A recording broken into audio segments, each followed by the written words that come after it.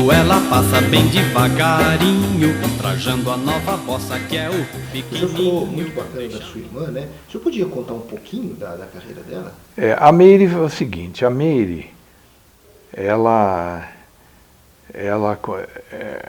começou, é mais nova que eu, tudo, ela começou nos grupos de moças que cantavam tocando violão.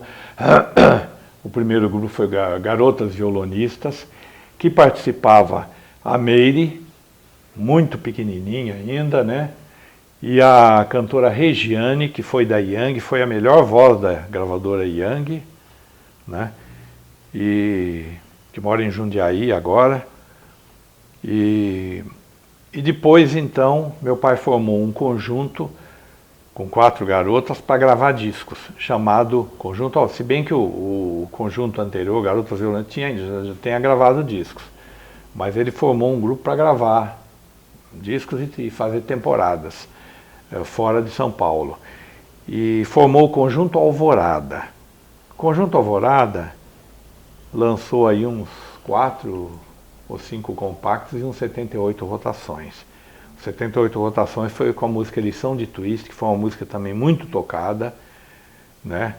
E os compactos foram compactos bons, inclusive um compacto no Odeon, que foi assim muito tocado. E também o Alvorada fez um outro 78 que eu lembrei agora, que foi o Hino de Curitiba, que meu pai compôs. Porque nessa época, o Conjunto Alvorada tinha 2 programas fixos de televisão. Tinha aos sábados, às 13 horas, na TV Record. Essa época que eu digo é 62, 63, né? Na TV Record, um programa chamado Clube do Violão Giannini. Adivinhe quem patrocinava, não é? E em Curitiba, tinha um programa que eu não lembro o nome, mas era um programa exclusivo do Conjunto Alvorada, onde eles também o conjunto recebia também convidados. Esse também tinha patrocínio, era na TV Paranaense, de Curitiba. E então as meninas iam para lá fazer o programa e voltavam, né? Porque naquele tempo não era negócio de videotape, não tinha nada disso, você tinha que ir pessoalmente fazer. Então o Conjunto Alvorada também excursionou pelo Cone Sul, pelo Uruguai, Argentina, tudo, com a Meire. E quando chegou o começo do ano de 64, que teve esse Festival Sul-Americano de la Canción, que o Alvorada também participou, na volta para o Brasil, depois de uma temporada longa lá no Sul, 2 garotas quiseram sair para fazer carreira solo. Então, meu pai resolveu desfazer o conjunto Alvorada e tentar a carreira solo com a Meire. Ela tinha recebido um convite do Tasso Bangel, da gravadora Farroupilha. Ele era do conjunto Farroupilha, e eles tinham uma gravadora, que era distribuída pela RCA Victor. E convidaram, mas a Chantecler fez uma proposta melhor. E aí ela assinou com a Chantecler, em 64, e gravou uma música chamada O Que Eu Faço do Latim. A Celi Campelo tinha se casado em 62 e tinha abandonado a carreira. Muita gente perguntava, quem vai suceder a Celi? Aí apareceu a Meire, que por coincidência era nascida em Taubaté. E a Meire veio cantando assim num estilo muito assim próximo da Celi, e foi muito bem aceita, tanto que O Que Eu Faço do Latim foi um sucesso muito grande, e foi a primeira gravação dela. Depois ela teve outras, né? Outras gravações. Logo em 65 já fez o seu primeiro LP, chamada Rainha da Juventude. Por que a Rainha da Juventude? Porque ela ganhou no programa do Antônio Aguilar, ela foi a mais votada num concurso que ele fez no programa Reino da Juventude. Foi o rei Roberto Carlos e rainha Meire.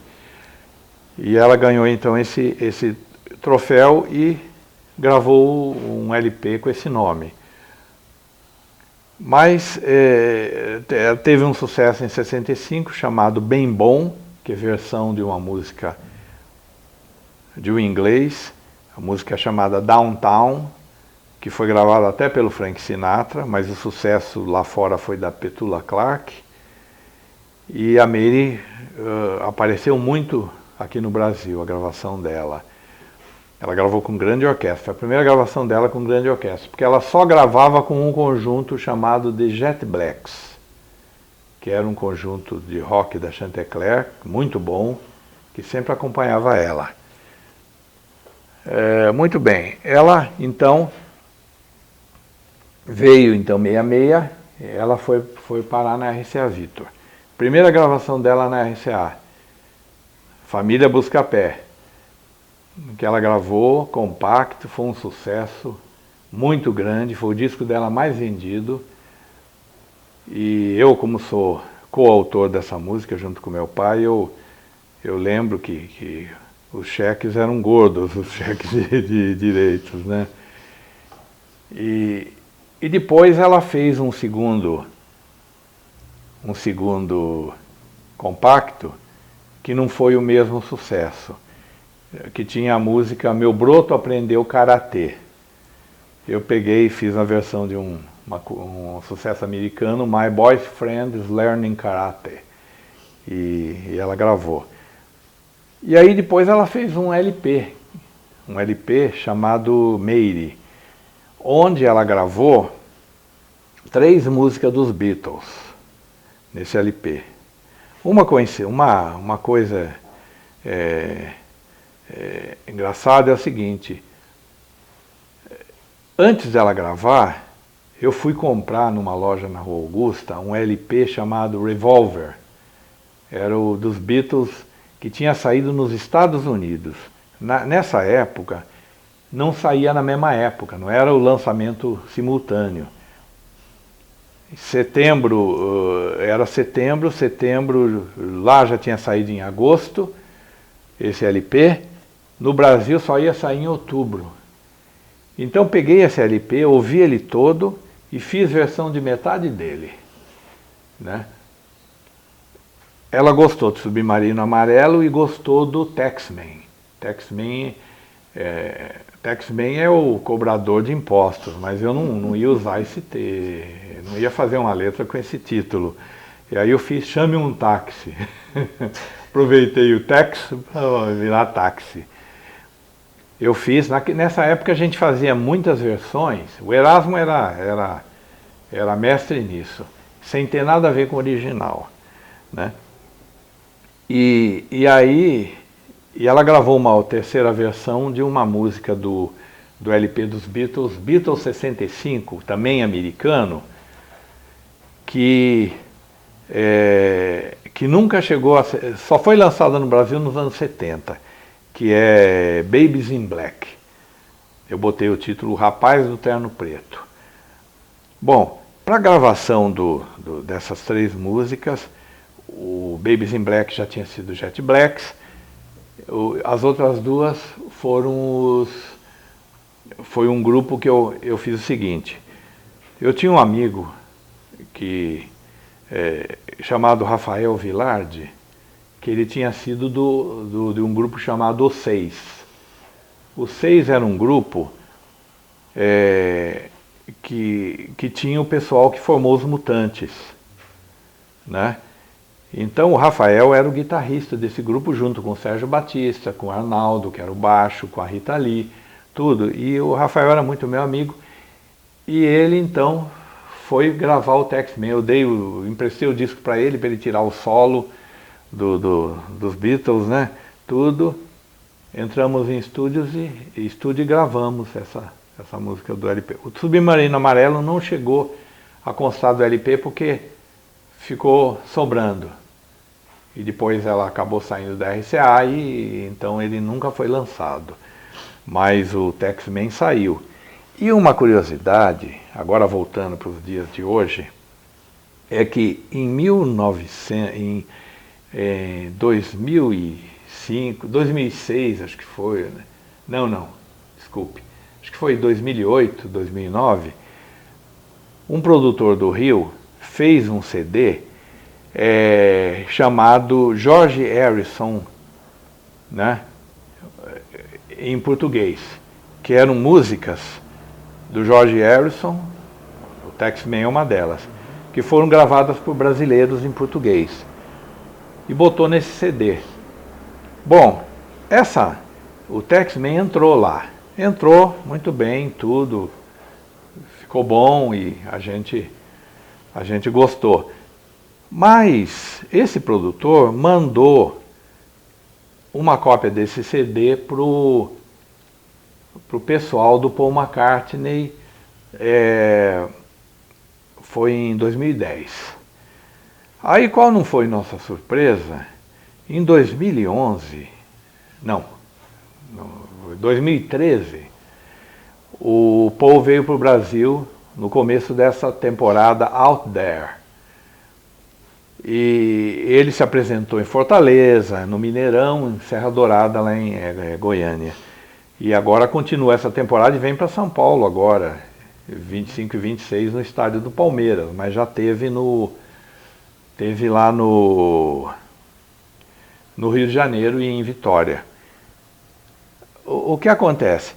Eu acho que eles gostaram da música do Taxman em português, que estão botando antes do show para tocar no estádio com a Meire cantando. Legal. Muito legal. Só que eles fizeram uma coisa, acho que eles não gostaram do nosso acompanhamento e botaram ela com os Beatles. Não sei como é que eles fizeram isso, mas ficou perfeito. Ela cantando com o acompanhamento dos Beatles. Chique, hein? Né? Foi uma coisa fora de série.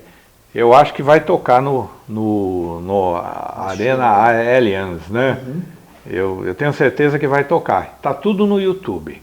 Isso aí pode ser conferido, que está no YouTube, tem tudo lá. Tá. Agora, você disse que ela, pelo sucesso dessas músicas, se apresentou algumas vezes na Jovem Guarda, não foi isso? No programa? Se apresentou várias vezes na Jovem Guarda, mas não o suficiente pelo sucesso que a música fazia na época, Família Buscapé. Até a revista Intervalo chegou a botar numa reportagem, eu estou falando isso, mas eu sou amigo da Vanderleia, que eu prezo muito, né? Chegou a botar na reportagem que a Vanderleia tinha, vamos dizer, dito para ela não ser escalada, mas eu não acredito nisso. Eu acho que isso aí foi mais fofoca nessa época vendia muita revista, né? Fofoca, que a Jovem Guarda estava bombando, né? E ela chegou, inclusive, a ser citada na música do Erasmo Carlos, não é isso? Foi em 64. O Erasmo Carlos esteve na nossa casa em 1964, quando ele lançou a primeira gravação dele.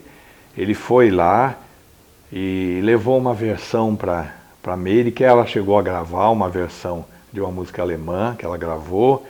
Ele foi lá junto com a Edi, que era a empresária dele, do Erasmo e do Roberto, e teve lá, inclusive o Erasmo botou esse fato num livro que ele fez, né, chamado Minha Fama de Mal. Isso está no livro. Tá, mas aí, o senhor lembra que parte que ela aparece na música Festa de Arromba? Ela aparece na parte que diz assim, bem no começo: vejam só que festa de arromba, outro dia eu fui parar, presente no local, rádio e a televisão, cinema, meu jornal. Não, foi no começo. Na segunda estrofe, né? Logo que cheguei e notei. Logo que cheguei e notei. Rony Cord com um copo na mão. Rony Cord, enquanto Prini Lores bancava anfitrião, apresentando a todo mundo Meire Pavão. Foi nessa parte que ele fala. Qual teria sido a reação dela na época? Na época ela achou normal e tudo, né? A Meire, ela era assim, bem tranquila, né?